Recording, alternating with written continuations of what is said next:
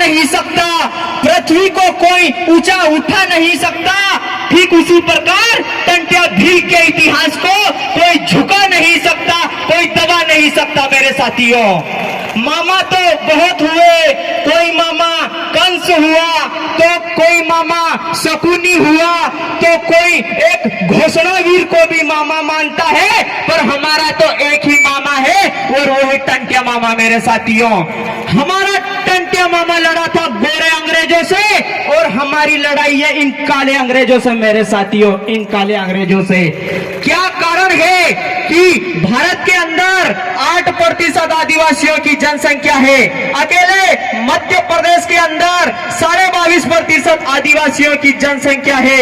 उनको उनके सबसे बड़े त्योहार विश्व आदिवासी दिवस पर ना केंद्र की सरकार और ना स्टेट की सरकार, सबसे बड़े त्योहार विश्व आदिवासी दिवस पर सरकारी छुट्टी घोषित नहीं करती, तो यह हमारे साथ अन्याय और अत्याचार हो रहा है साथियों।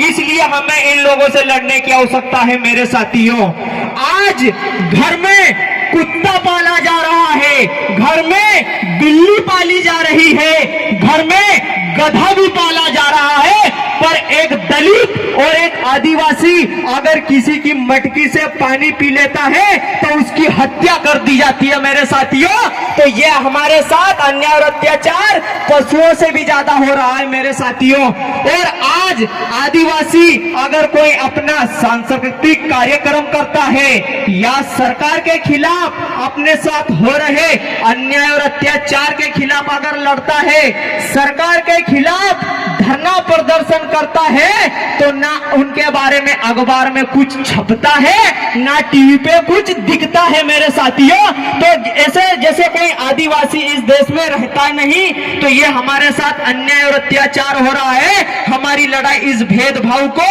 खत्म करने की लड़ाई है। मेरे साथियों, और आज ये नहीं दिखाया जा रहा कि टंट्या भील ने आदिवासियों के लिए क्या किया, ये नहीं दिखाया जा रहा कि बिरसा मुंडा ने आदिवासियों के लिए क्या किया, ये नहीं दिखाया जा रहा कि संविधान में बाबा साहब भीमराव अंबेडकर ने दलित पिछड़े आदिवासियों को क्या हक और अधिकार दिया, और हमारे लोगों को मुद्दे से गुमराह करके टीवी पे ये दिखाया जा रहा है कि कटप्पा ने बाहुबली को क्यों मारा, यह दिखाया जा रहा है। मेरे साथियों, तो क्या ये कटप्पा और लुटप्पा का इतिहास पढ़ने से आदिवासियों का विकास हो सकता है क्या साथियों?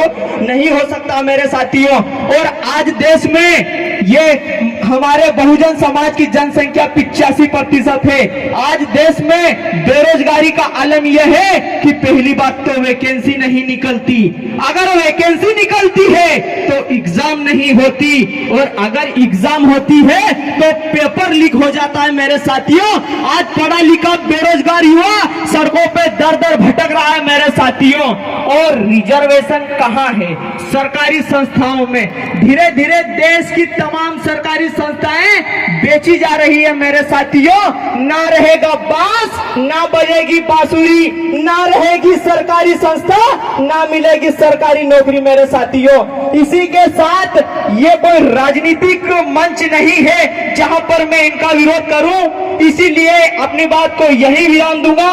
जय भीम, जय जोहार, जय आदिवासी।